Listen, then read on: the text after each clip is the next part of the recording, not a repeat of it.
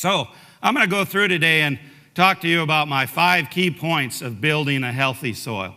The first is the least amount of mechanical disturbance possible. And I'm doing that in a no-till situation. I realize organic producers are going to till some, just make your tillage minimal. This slide was put together and it really illustrates the destruction of tillage. This farmer had a forested area and he cleared part of that area, farmed it, intensive tillage, monoculture soybeans for 17 years. And look what happened. That's a picture of the forested area, soils, and then the field that he cleared. What you see is a decrease in organic matter from 4.3 down to 1.6% with 17 years of tillage. I wish I would have had the foresight back in 1991 when I bought that place to archive some of the soils, because I'll guarantee you they look like the soils on your right there.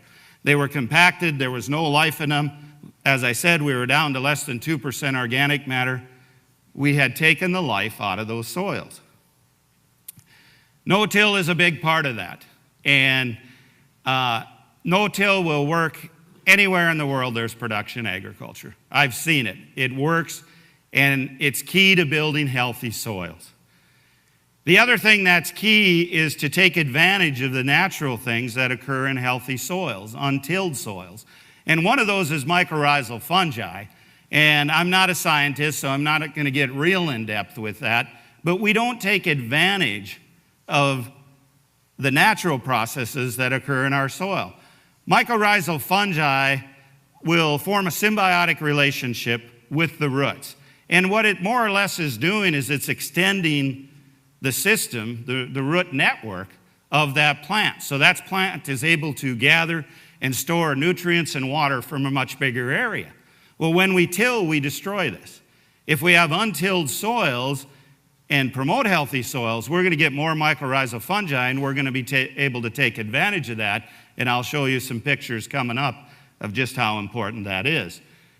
The other thing mycorrhizal fungi can do, when it gets into that host plant's roots, it'll prevent pathogens and nematodes from entering that root cell wall. So we can actually decrease the amount of fungicides, etc., that we have to put on our crops because we're taking advantage of this natural ecosystem process. The other thing mycorrhizal fungi does is it starts soil formation. Think back to that picture I showed there with the 17 years of tillage in soybeans. There's no soil aggregates in that picture. The soil aggregates are being destroyed. Mycorrhizal fungi secretes a glue called glomalin, and that glomalin then is the sticky substance that starts soil formation. So the picture on the left there, that's soil particles being formed due to the glomalin secreted by mycorrhizal fungi. Here's what some of our soils look like today. After 21 years of no-till and everything else I'm going to talk to you about today, but notice that soil aggregation. That's what we want soils to look like. Soils should look like black cottage cheese, full of carbon, full of pore spaces, and that aggregation. Mycorrhizal fungi do a lot of things. They improve aggregate stability, they build soil carbon, they improve the water use efficiency, and they increase the efficiency of nitrogen, phosphorus, and sulfur. And if we're adding especially phosphorus to our farming practices, that's actually detrimental to mycorrhizal fungi. Ways to increase it: reduce or eliminate chemical use, reduce or eliminate tillage, reduce or eliminate synthetic fertilizers, and you have a living plant root in the ground as long as possible. These are things we can accomplish both in our perennial systems and in our annual cropping systems. It can be done, and I'm going to show you how we've done that. In 2003, I was fortunate, Dr. Chris Nichols there, she did some of the original work when glomalin was discovered by Dr. Sarah Wright. She was a grad student under Dr. Sarah Wright. Dr. Nichols came to the ARS lab in Mandan, North Dakota. In 2003, she came out to my place, looked at what I was doing, and she said, "Gabe, you've come a long ways, but your soils will never be sustainable unless you remove your synthetic fertilizer inputs." And I thought, wow, how can I farm without synthetic fertilizer? So for the next 4 years, we did split trials on our operation. We took fields and half the field would use synthetic fertilizer, the other half we wouldn't. All 4 years, the non-fertilized tracts were equal to or greater in yield than the fertilized tracts. So we haven't used any synthetic fertilizers on our operation since 2008. How has that affected our yield? Our yields are over 25% higher than the county average. Am I the highest in the county? No. Am I the most profitable? Yes. Simple as that. But you have to get your soils healthy first. And I'm in no way standing here to tell you to immediately eliminate synthetic fertilizer. You're going to have a disaster if you do. You need to, it's like a drug addict. You need to wean it off slowly. But once you build that population of soil biology, build that healthy mycorrhizal fungi population, you will be able to drastically reduce your synthetic fertilizer inputs. Okay, the second principle of a healthy soil is armor on the soil surface. Look at perennial native range, always covered all the time. Bare soil is a detriment to soil health. I think back to my father-in-law telling me the more you work the soil, the better it is. That is not the way nature works. Where in nature do you find bare soil? Only where there was a catastrophic event or where man imposed his will on it. This is what happens when we till. This is eastern Colorado just this past January. You'd think it was back out of the 30s and out of the Dust Bowl. Not so. You would have thought we would have learned something in the past 80 plus years. Evidently we haven't. Last Father's Day, my son said, "Dad, for Father's Day, I'm going to take you. They're having a soil health tour." This is what we took a picture of on that soil health tour. It was an operation with tillage. I don't see much soil health in that photo. This is what it looks like on our operation. That's a seeded field. We want armor on the soil surface. We want that soil covered at all times. Here's a cover crop emerging through that armor on the surface. How are weeds going to germinate there? I'm able to save on herbicides because we have that armor. Weeds aren't going to germinate through that, but the crop does just fine. That residue also buffers our heat. Now, we can get hot, not as hot as you get here in southern Idaho, but we can get pretty hot in August. That heat is detrimental to soil life. Here we had a tour out on our place, and we stuck this thermometer in on your left. That's where the cover crop is. It was almost 100 degrees outside that day, and that thermometer registered 87.6 degrees. On bare soil, 107 degrees. That 20-degree temperature difference is huge. What's the effect of temperature on soil life and on plant growth? At 70-degree soil temp, 100% of the moisture is used for growth. Once we get to 100 degrees, only 15% of that is used for plant growth. So go back to this photo. In other words, if I don't have armor on the soil surface, my plants aren't going to produce. They're not going to grow anymore. But where I have armor, I'm still getting growth out of my plants. That equates to dollars in my pocket. If we get much hotter than that, we start affecting soil biology. And soil biology is the key driver for the nutrient cycle that's going to provide our plants the nutrients. We need to keep those soil temperatures down. The other thing is you have armor on the soil surface and you'll have this. You'll have a lot of biology.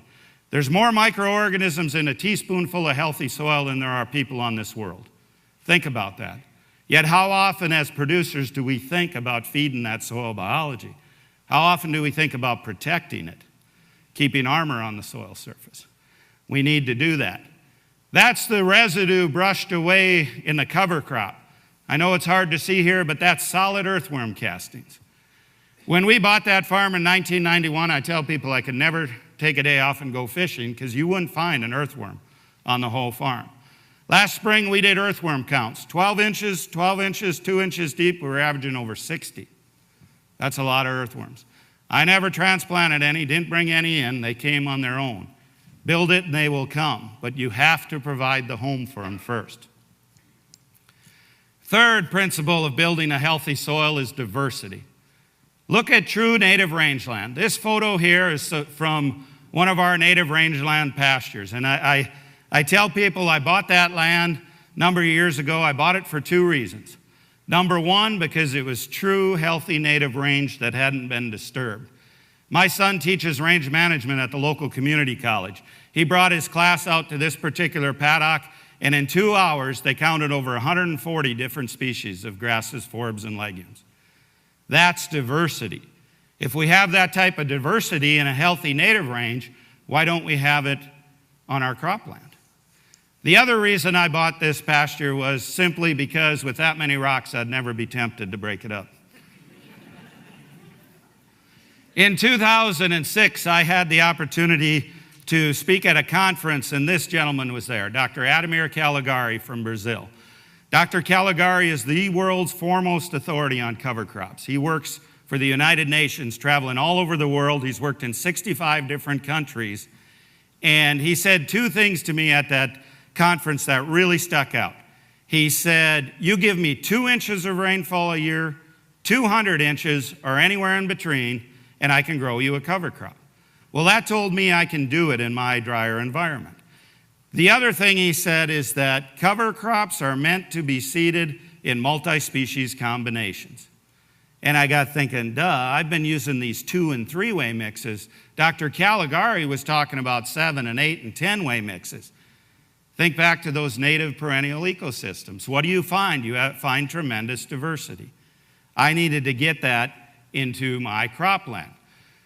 So at that time, I was on the local Soil Conservation District Board, and we had some plot land located only a mile south of my farm, and we decided to test Dr. Caligari's wisdom there, and we were going to take and seed monoculture cover crops, strips of them, and then at the end would mix all these species together and seed a diverse polyculture and see what happened.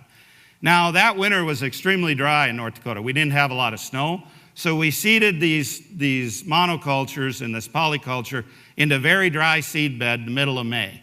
These photos then, here's the plot with the cover crop growing. These photos were taken July 31st. We had less than an inch of rain on these crops. You can see the monoculture of turnips was dead. These were about approximately an acre plot each. Then you move over to the next acre, and there was the radish. That was dried up and dead. And you keep going down the line until you get to the diverse polyculture. Same soils, same seeding date, everything was the same. Look at the difference. Amazing. And that was about a 10-species mix. In other words, here they clipped it. We over tripled dry matter forage production where we had the multi-species combination. So what's happening? How can that be? For all our lives, we've been told that you have to seed these monocultures, otherwise it's going to compete for moisture. That's not the way nature works. Dr. Nichols explained it best. Not only do the fungi, and she's talking about the mycorrhizal fungi, provide for the needs of one plant, but the fungal hyphae pipeline connect to multiple plants, thus supplying the nutrition and moisture requirements of all the plants. So in other words, if we would seed multi-species, that mycorrhizal fungi is going to transfer nutrients, and it's going to be a benefit to all the plants. Think of it this way, the rooting systems, the roots on different plants, they have different root types, different root depths. They're bringing nutrients and moisture from different areas of the soil profile. I spent a lot of my time talking in the Midwest, and this is what I see in the Midwest.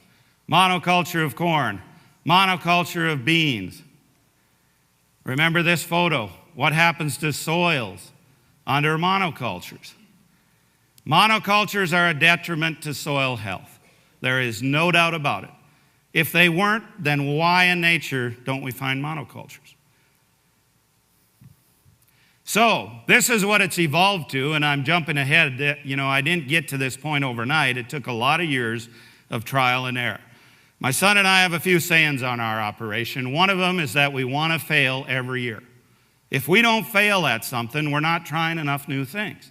So I've tried hundreds of different combinations over the years, but we've gotten to the point where we no longer seed monocultures. In the upper left there, that's oats with clover growing in it, cool season grass. Upper right is a mix of cool season broadleaves sown as a polyculture. The lower left, that's corn with hairy vetch in it, warm season grass along with a cool season legume. And in the lower right, that's actually sunflowers, warm season broadleaf, with over 20 species of cover crops growing with it. We're trying to mimic nature. We don't do monocultures anymore on our operation. I mentioned we have 2,000 acres of cropland on our operation. We try and get a cover crop on all 2,000 acres every year, either before a cash crop, along with a cash crop, like this case, or occasionally after the cash crop. But we want something growing at all time. Here's a close-up picture of that oats. We no longer use any synthetic fertilizers, as I mentioned. We haven't used pesticides or fungicides since before the turn of the century. There's no need when you get a healthy soil. Nature will take care of those symptoms if you allow her to. Here's what it looks like close up. We seeded 3 types of clover along with the oats. We can typically get our yields of oats are in the 95 to 115 bushels without fertilizer. And when you're talking our land values, that's pretty profitable. We can make significant profit at that. The beauty of it is we straight combine the oats off. We got that living cover. All those legumes just explode, fixed nitrogen, can provide grazing for our livestock if we so desire. The fourth principle, living root in the ground as long as possible. That's where cover crops come in. And I think of cover crops as a diverse mix that enhances the life and the function of the soil, because we're really feeding all that soil biology. We're promoting that mycorrhizal fungi. You use cover crops to design them for what you don't have. You know, there's a big cover crop craze going on throughout the country. And I've seen a lot of disasters with cover crops because people don't plan properly. What are you trying to accomplish with that cover crop? Are you trying to increase organic matter? Are you trying to put armor on the soil surface? Are you trying to improve water infiltration? And the list goes on and on. But before you start planting cover crops, you have to decide and determine, what's my resource concern? What is it I'm trying to do? We have 2,000 acres of cropland. I honestly don't know how many fields. I haven't added it up. But we design cover crop mixes specifically for each field, because the resource concern will usually vary from field to field. So, for instance, if you have the resource concern of a compaction layer, then you're going to use cover crops such as this is a daikon radish. And if you look down in that soil profile, there was a compaction layer down about 12 inches. Notice that radish? It tried growing down in the ground, hit that compaction layer, it comes back above ground till it gets enough energy to poke its way through. Radishes are also a nitrogen storage tank, so we use them in combination with legumes to sequester and store nitrogen for the next crop then. That's my fertilizer storage tank right there. These radishes can get really large if you grow them, seed them a little later in the year. If you seed them in the spring, they're going to bolt and shoot a seed head and they won't produce that big tuber. But they can get really big. This system that I'm talking with you about today can take place anywhere in the country. And I've got producers all over the world that are using this model, and Joel will talk about it later today too, to produce a healthy ecosystem. This picture is of David Brandt, a friend of mine near Columbus, Ohio. David has been a no-tiller since 72, cover crop since 78. 2011 here, 225 bushel corn, 0. Synthetic inputs, 0 herbicides, 0 pesticides, 0 fungicides. That's profitable. David likes to brag about the big radishes he grows. Him and I always have a contest, so I brag about my turnips.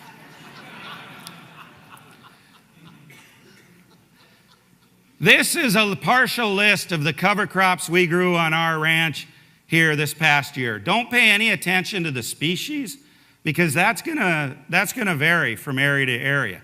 But pay attention to what I've got here. I've got some species in all 4 crop types: warm and cool season broadleaves and grasses. I'm using the cover crops to get diversity into my annual cropping system to build soil health. And that's what it's about. We're trying to address those resource concerns and build soil health. So I question the rationale of some things. My neighbor's not here today, so I can talk about him. I've been on that farm since 1983. His farm is directly across the road there from me. Every fall, he goes out and digs this low spot. Has done it every fall for 31 years. This is a photo taken June 15th of 2009. I took it off the front deck of my house. The local weather service was forecasting a major rainfall event, which for us means anything over half an inch. But I took this photo. It started raining at 6:30 in the evening, and by 12 midnight, we had 13.2 inches. This is a photo of the neighbor's dug area 3 weeks later. Still had water sitting there, and this happens every year. This photo here is my cropland directly across the road from his. Immediately following, we had 4/10 more inch of rain the next day. Immediately following that 13.6 inches of rain. Do you see any erosion there? Now, I've got a little bit of bare soil in the foreground here where when you get that much rain, it's going to move a little of that residue away. Jay Fear, our district conservationist, came out and took these photos. And he says, here's a photo of the soil that day, the morning after 13.6 inches. Jay makes the claim you could have drove a floater truck or any type of equipment over that field that day without rutting it up. Look at the soil aggregation. If you have those water infiltration pores, you're going to take that water down, then you're going to hold it in the soil profile for when you need it.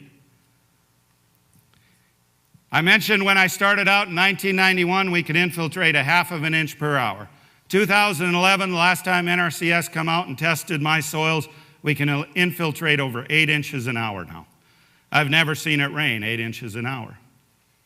It's not how much moisture you get, it's how healthy are your soils. Can they infiltrate it, and can they hold it and store it? That's what it's about.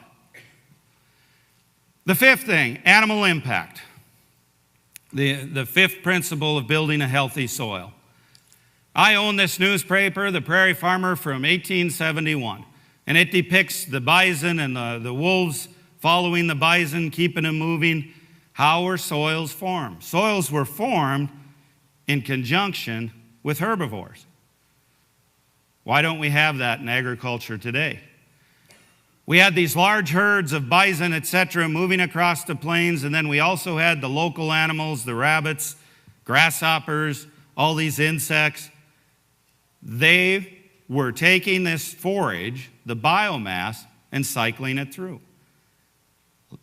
Animals are an important part of a healthy ecosystem. Today, it's not uncommon to drive for thousands of miles and not even see a fence, let alone an animal. Why have we removed them from the ecosystem? And then we expect our soils to be healthy? Not going to happen. 2007, I was speaking at a conference in Brandon, Manitoba, and I got done speaking, and I had this guy in my face telling me that, boy, you see what I'm doing. And that was Neil Dennis from up there in Canada, and Neil's the mob grazer who puts up to 1 million head of livestock on an acre. I thought I was high stock density, running 200,000 to 300,000 pounds live weight per acre, till I met Neil. Well, that next spring then, I went up there and viewed his operation to see what he was doing. And the thing that amazed me is when we dug down in his soils, he was building more topsoil quicker than I was. And that bothers me, because I don't like to be second fiddle, you know? But the important thing was that I could take a lesson from Neil. And I knew immediately that Neil was doing this on perennial pastures, and I understood that. But I needed to get more animal impact onto my cropland.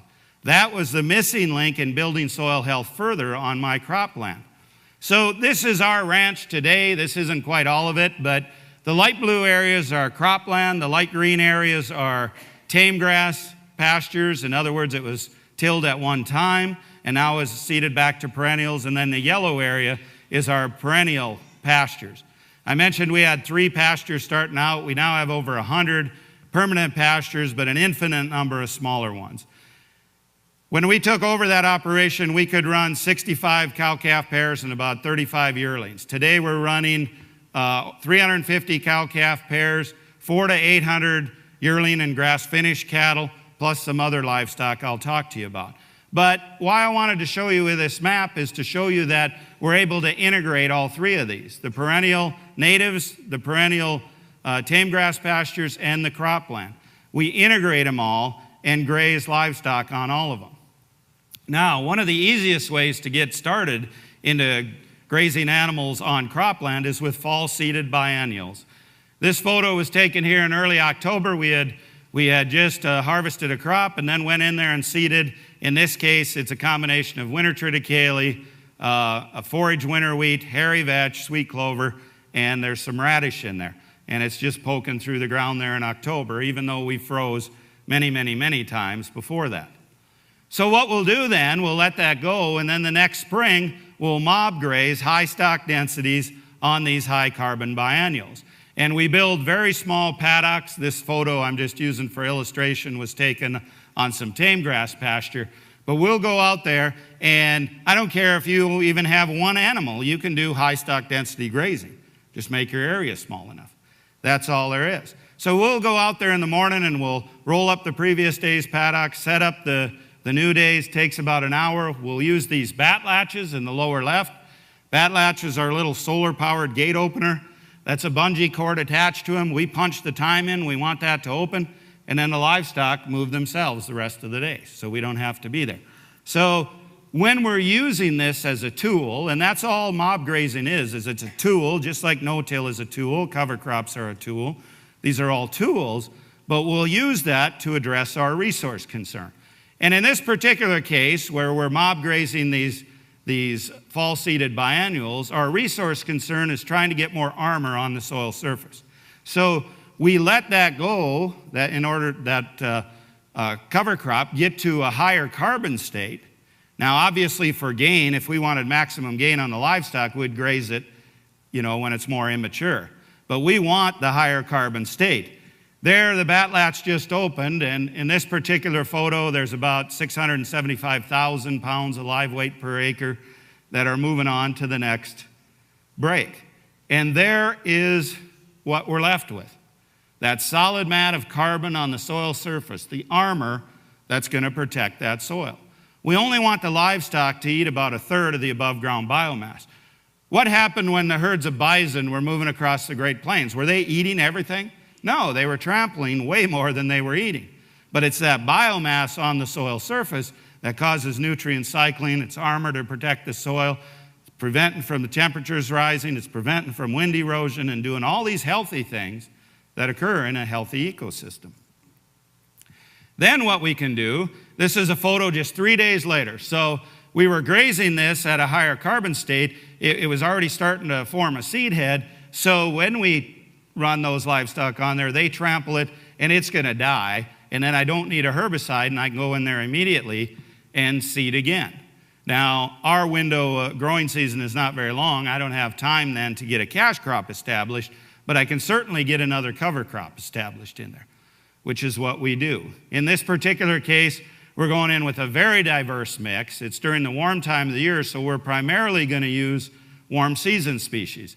Sorghum, Sudan, millet, sunflowers, cowpeas, soybeans, that type of thing.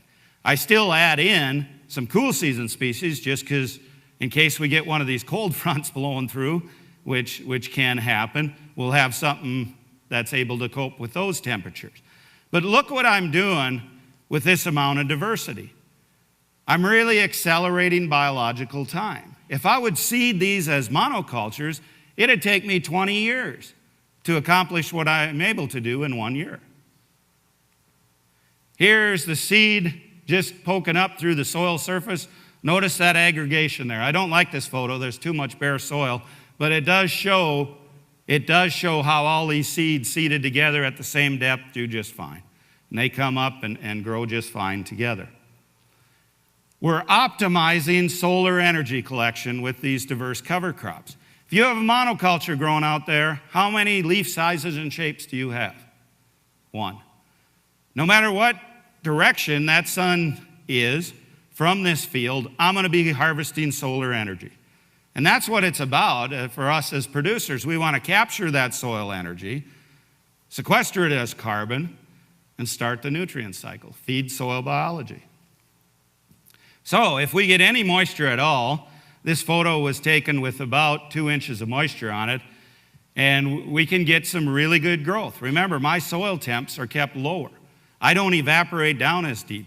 My soils are much more efficient, water use-wise, than other soils.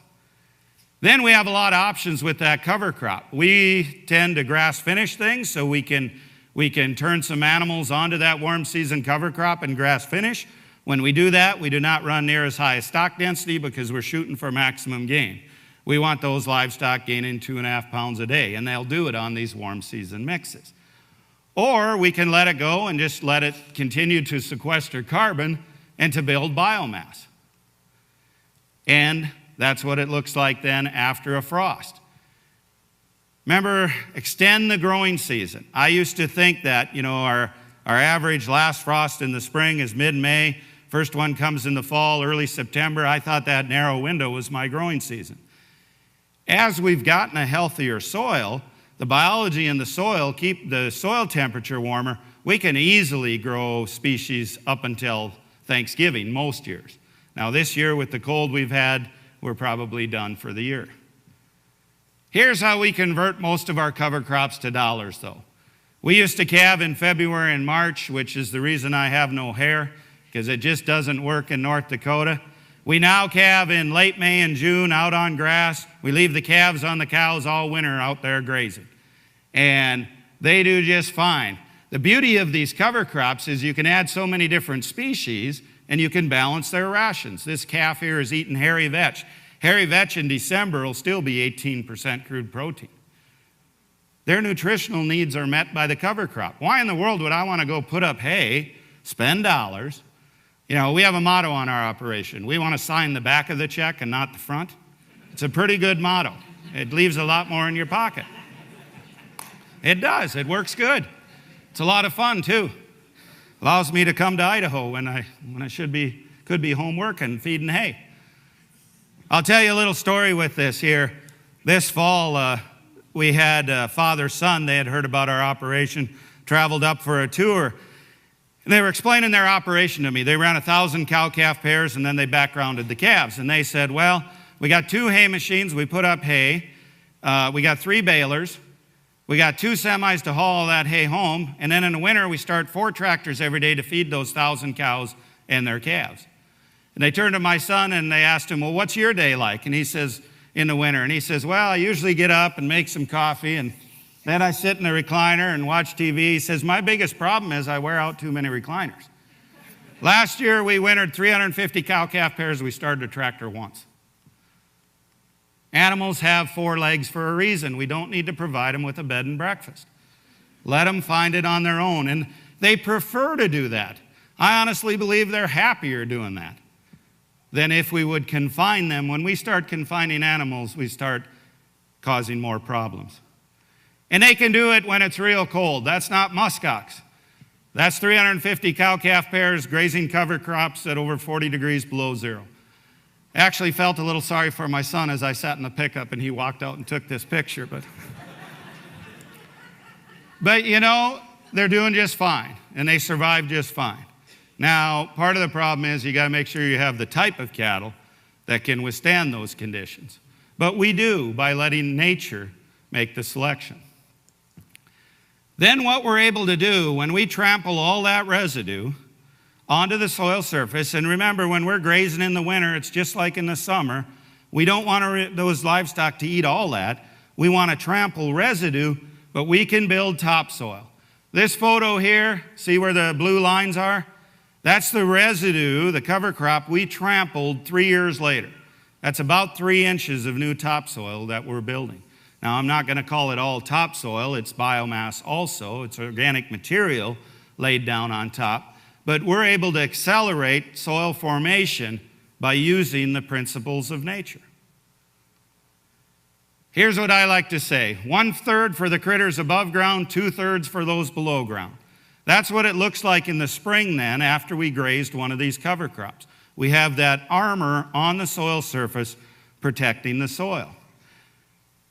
I'm going to show you the fallacy of the current production model now.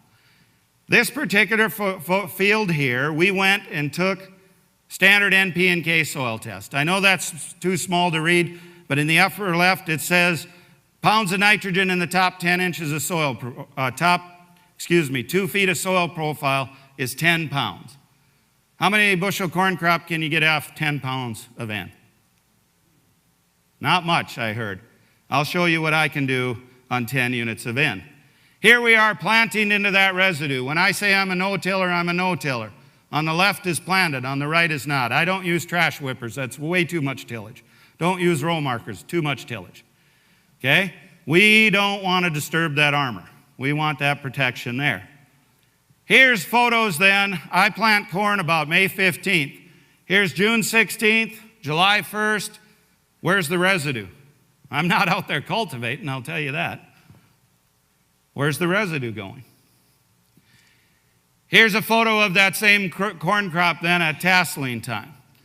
Dr. Ray Ward at Kearney, Nebraska, he owns Ward Labs. Him and I are friends. He used to think what I was doing was a bunch of hogwash. So he came up himself then and took these leaf tissue analysis of that corn. Every single nutrient he tested for was sufficient or above. I didn't add anything. We don't put on anything. We don't use foliars, no amendments of any kind, certainly no synthetics. So I went from that soil test that showed I only had 10 units of N to a leaf tissue analysis that shows everything supplied that that plant needs. Where does it come from? There's what that field looked like in the fall then. All that residue is gone. It's consumed by soil life. I'm embarrassed of this photo. That's bare soil. That's why I grow, this was taken back in '09. That's why I grow hairy vetch and other clovers with my corn now, because I don't ever want anyone seeing bare soil on my operation. I'm not going to say it doesn't happen, but I'm certainly going to try my hardest to prevent it from happening. There's what we did. Now, county average in Burleigh County, North Dakota is just under 100 bushels. We got 142 bushel corn crop without adding no fertilizers, no pesticides, no fungicides, no herbicides in this field. My cost to produce a bushel of corn, market it, everything is $1.44 on this crop here. $1.44 a bushel. Today's corn price, I can still make money. We don't take part in government programs anymore. No crop insurance. I don't want to be encumbered by that, and I don't want to be on government welfare. So I just refuse to take part in government programs now. We can produce more at a lower cost in this type of production model. There's no doubt about it. The soil is alive if our management allows it to be. We have to start looking at healthy ecosystems and look at what the soil needs instead of what the plant needs. Soil without biology is just geology. The reason that soil test didn't work is it only took into account the chemical and physical properties of the soil. It did not take into account all the biology that I have in my healthy soils. This gentleman here, Dr. Richard Haney at Temple, Texas, has developed a new soil test that I think will really help link the conventional production model into the more biological production model. You send a soil test in there, and Dr. Haney is measuring things like water extractable organic carbon, which is what the biology eats, and he's able to extrapolate and determine how much nutrients can you get out of your soil due to the biology, the chemical, and the physical properties. This new soil test will revolutionize soil testing in North America. There's no doubt in my mind it's being used. There's like 6 labs now. Ward Labs is one of them that does this soil test. Costs about $50 to do a test. But that'll be the link that can show producers how much they can start cutting back on their synthetics if they are using synthetics. Now, what about livestock onto soils? You know, the impact of livestock on cropland. For years I was told, Gabe, your system's going to crash. You're going to run out of phosphorus and potassium. Nitrogen's a no-brainer. Above every acre of land, we have about 34,000 tons of atmospheric nitrogen. I don't know why anyone would want to write a check for nitrogen when it's free. All you got to do is plant legumes. It just makes no sense to me. So we're not going to pay attention. Over on the left, that's nitrogen. We're not going to pay much attention to that. What this is here is this is comparing two of my fields. They both have been no-tilled a long time. They both have had very diverse crop rotations. They both have had cover crops. The only difference is the green barred field has had livestock integration 2 of the past 6 years. Nitrogen's about the same there, 86 to 90 pounds. The second bar there is inorganic phosphorus. In other words, what's available to the plant. We jumped from 65 pounds to 239 pounds. Now, how did that happen? You know, those livestock didn't bring any phosphorus with them. But what this shows is the importance of herbivores grazing on the land. Because they're grazing a living crop, that crop then, cover crop, is able to secrete more root exudates, break down more of that organic phosphorus so it can cycle through to the plants. Nature had this all figured out for thousands of years, just that we forgot about it with our stupid industrial farming model. We need to get back to the principles of nature. The third bar there is potassium, same thing, significant increase. When we start following the principles of nature, nature takes care of all this. It's so much more fun not having to write a check for this stuff now. You know? Now, I'm not going to tell you that there's not areas where there's blatant deficiencies in a nutrient, and you're not going to get this overnight. But I know one thing, there's thousands of producers using this model all over the world. It'll work anywhere. We've had visitors to our operations from all 50 states and 16 foreign countries now. I've had groups from South Africa and England and Denmark and Australia who are all doing the same thing. I haven't found anywhere in the world where there's production agriculture that this model won't work, because it's simply the model that nature provided. My son took this photo a few years back, and I just love it. That's our cattle in the foreground, that's the neighbor in the background. Which is going to put more dollars in your pocket? Here's a young man who first heard Ray Archuleta and I speak 4 years ago, Michael Thompson down in Kansas. His dad was pretty hesitant, and he says, well, Michael, I'll tell you this much. We'll take that field, I'm going to farm half of it my way, you farm half of it your way. This is after 4 years, look at the difference in soils. That's Michael's on the left, that's his father's half of the field on the right. Which one has more carbon? Which one has higher organic matter? Which one has more soil life? Which one has more aggregation, more infiltration? That's an amazing photo. We can change soils in a very short time with diversity, animal impact. It works. We've seen a real upward trend in organic matter levels on our operation. I mentioned we were less than 2% when we started. We're 5.3 to 6.1% now. And this has taken me a lot of years to learn all these things. I'm a slow learner. But guys like Michael, who try things a lot faster than I did, they're going to make even more rapid advances. Now, what's the value of that?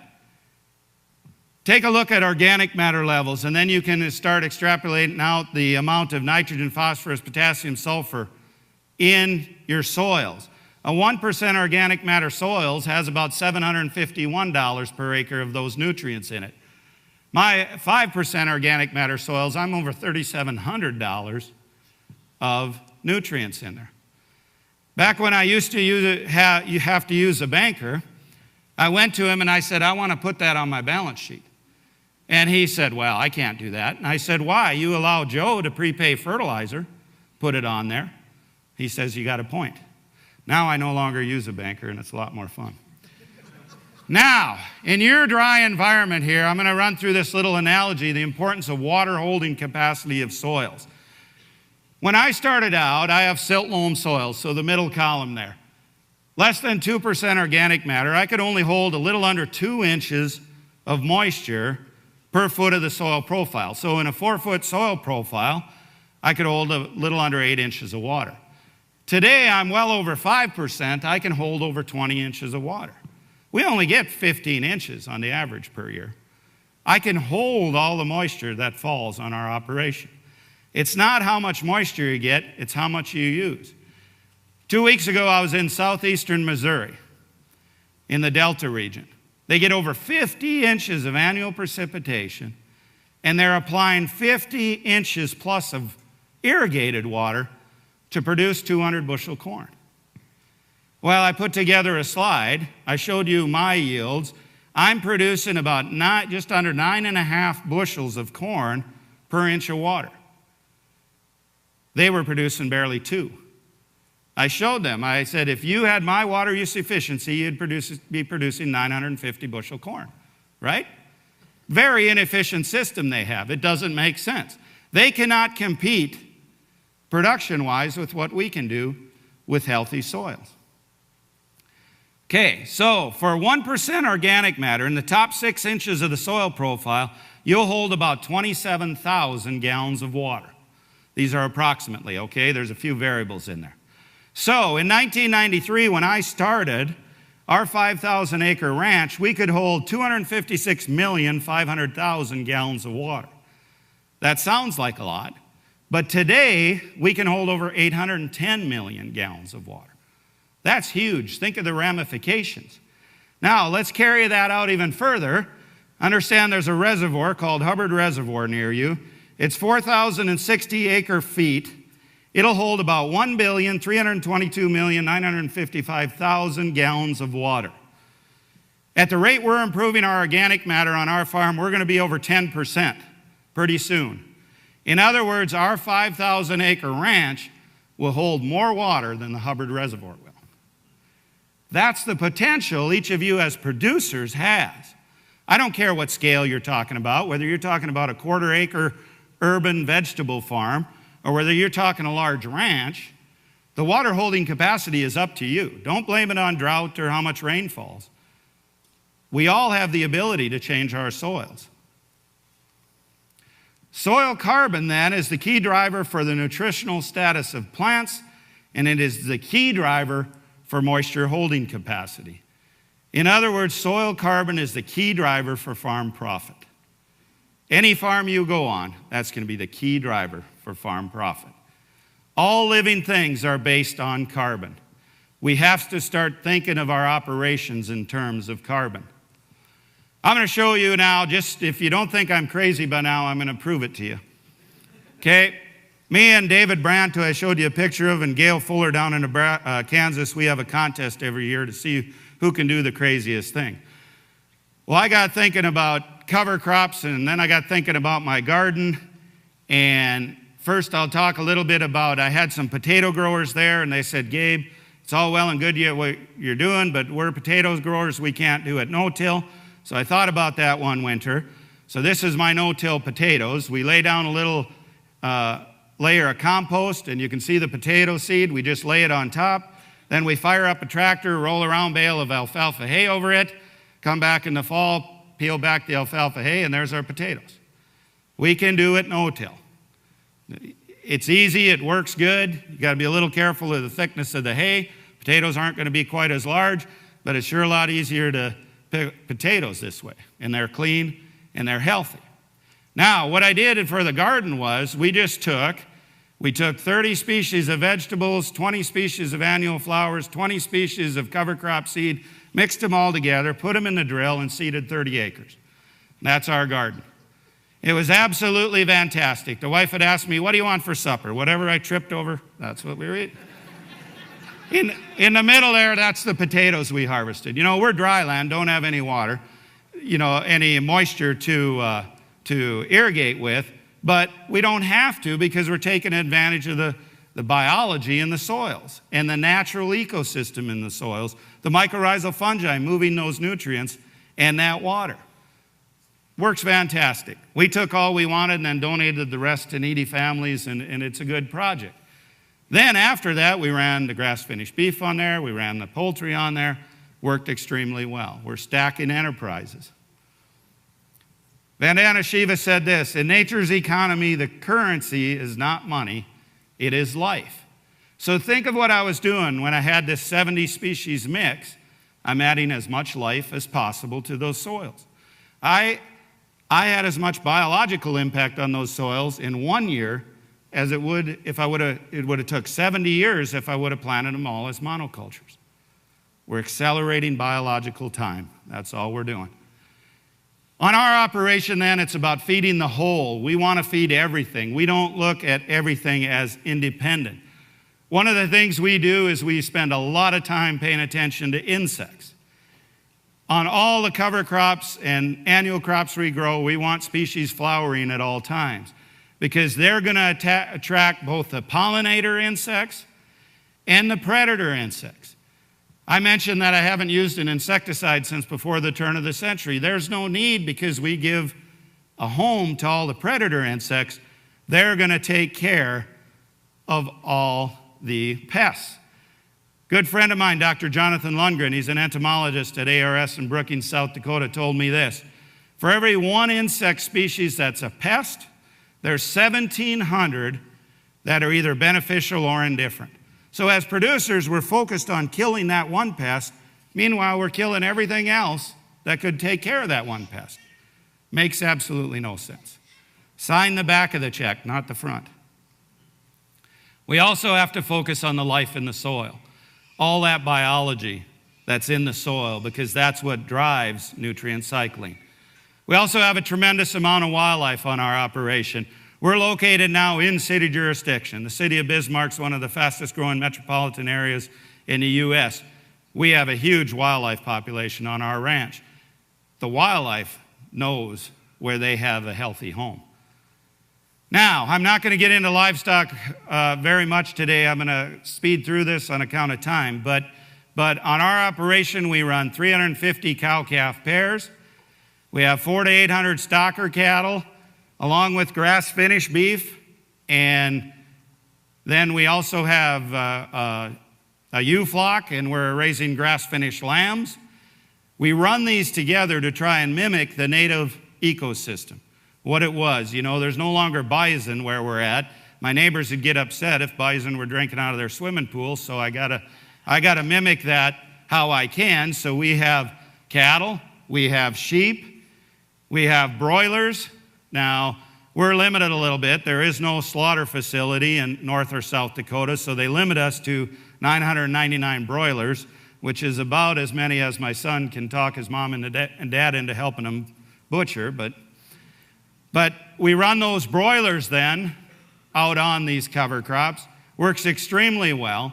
I laugh today, people are talking about the high price of calves, you know, and they're getting $3, $3.50 a pound for calves. My son gets $5 a pound for broilers, you know. That is the most profitable enterprise on our operation right now. He also has layers. This is Paul's version of Joel's eggmobile. Paul takes these old stock trailers and he tears the floor out of them, puts wire mesh in them, an S-box, and we pull them around where we have the grass-finished animals, and they take care of the fly problems. Spread that cattle manure out, works fantastic. It's taking advantage of what would occur in a natural ecosystem. We also have pastured pork. We farrow our own and then raise the pigs out and sell pastured pork. We produce a lot of grain. We prefer to market it through the hogs, a little bit through the chickens. Most of our grain gets sold to other producers who want to buy healthy grains. We've been non-GMO now for 6 years, 7 years, something like that. We're not certified organic simply because I don't believe I should have to pay somebody to certify what I already know. We prefer to self-certify. Our ranch is open to our customers at all times. They can come and anytime they want and see what we're doing. What we're trying to do with all these species then is to harvest different levels of energy. You know, Pete made a point about feeding 9 billion people by the year 2050. In this type of a production model, it is absolutely no problem. I'm producing cash grains and I've got all these different other enterprises on top of that. I will produce way more calories per acre than any standard conventional production model of monocultures. There's no way they can produce as many calories per acre as I can. Feeding the world is no problem if we change our mindset. So what we're doing on our operation is we're stacking all of these enterprises. And, you know, there's an infinite number of possibilities out there, and I know Joel will talk a lot more about that. I could care less, really, what happens to the price of individual commodities. As I mentioned, I was speaking in Missouri a couple weeks ago. Boy, those boys are tied into the price of corn and beans. I said, if you have a system that has multiple enterprises, doesn't matter. We're always going to have something that's profitable. because we're taking advantage of the efficiencies of nature. We as producers must also remember that we are in the business of producing nutrition. Our decisions greatly affect human health. You know, the United States spends more on health care than any other country in the world, yet we're the 42nd healthiest country in the world. We're first in cancer, ADD, ADHD, Parkinson's, Alzheimer's, autoimmune diseases, obesity, and the list goes on and on. Why is that? I'm not going to blame it all on producers, don't get me wrong, but we as producers have to take our share of the blame for that. We have to start focusing on producing nutrition instead of just yield. Here's a photo my son took. That's our pastured egg on the right. That's a conventional store one on the left. You analyze those ones. You're going to be amazed at the difference. That's one thing we're really focused on our operation now, is tying soil health into human health. We're starting to do a lot of nutrient testing of the products we're producing so we can back up that statement. In North Dakota, there was only 3 processing plants in the state. The waiting list to get an animal processed was over a year. So a group of us got together and we opened this meat processing facility in January. So now we have our own abattoir where we can process. That way we can direct market all of our products. So we're direct marketing. We're trying to direct market everything we produce on our operation. That's our own trademark logo, Nourished by Nature. That's because that's what we're trying to do. We're trying to provide nutrition to people through the natural ecosystems. Here's our meat trailer. We're direct marketing to consumers. We thought we were pretty isolated in Bismarck, North Dakota there. We can't even begin to keep up with demand right now. We never expected the onslaught that we received. There's nothing more gratifying than handing somebody a steak. They give you $20 a pound and they thank you for it. That is a good feeling. You know, I can live with that. So here's what we've done on our operation. Starting on the left in 1993, we had shallow soils, 1.7% organic matter. We started to no-till. Then in 95, we started to diversify the cash crop rotation. We noticed an uptick in our organic matter. 1997, we really started focusing on cover crops and how do we get cover crops on all of our cropland acres. Another jump in soil health.